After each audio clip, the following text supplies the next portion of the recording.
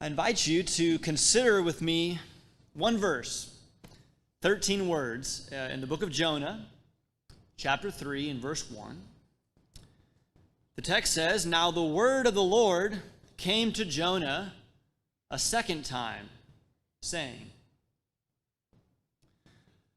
I'll suggest to you that this one verse, simple statement, brings with it for us both comfort and fear.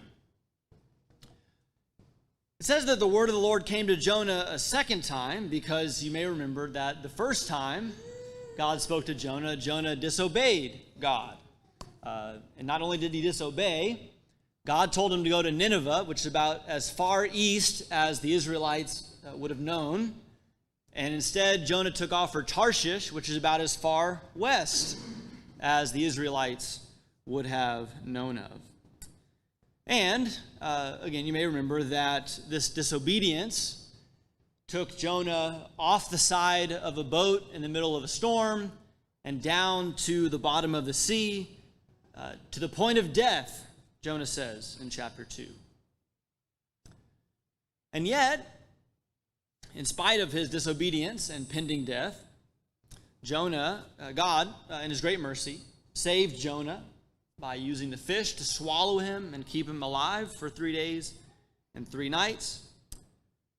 And God was patient enough with Jonah after all of that to then speak to him a second time, give him another chance to do what he was commanding him to do. As I say, I think there's comfort in that.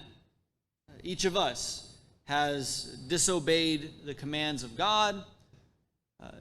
Each of us is deserving of death, and yet God in his great mercy has spared us of that death that we deserve. And God is ever so patient to give us yet another chance to obey him. But I think this verse also should strike some fear in us as well. The focus of the book of Jonah, when you read it, is really not so much on the fact that God was merciful to Jonah. The focus of the book of Jonah is that Jonah is refusing over and over to obey God and accept God's mercy toward other people.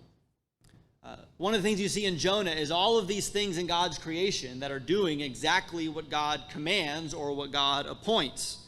There's a storm and a sea that God commands and appoints in chapter 1, a fish that he appoints and commands in chapters 1 and 2. Then in chapter 4, he appoints a plant and a worm and a wind. All these things in God's creation do exactly what God commands except for one in the story, and that's Jonah. Jonah continually disobeys. Worse than that, Jonah's put to shame by the Gentiles in the story. There's pagans in chapter 1, the sailors, that by the end of the chapter are worshiping God, offering sacrifices to him. And then, of course, the pagans of Nineveh in chapter 3 that repent upon hearing the word. The Gentiles are serving God and obeying him, and yet Jonah, the prophet of God himself, will not obey. And so God rebukes him for that in chapter 4. And what is Jonah's response?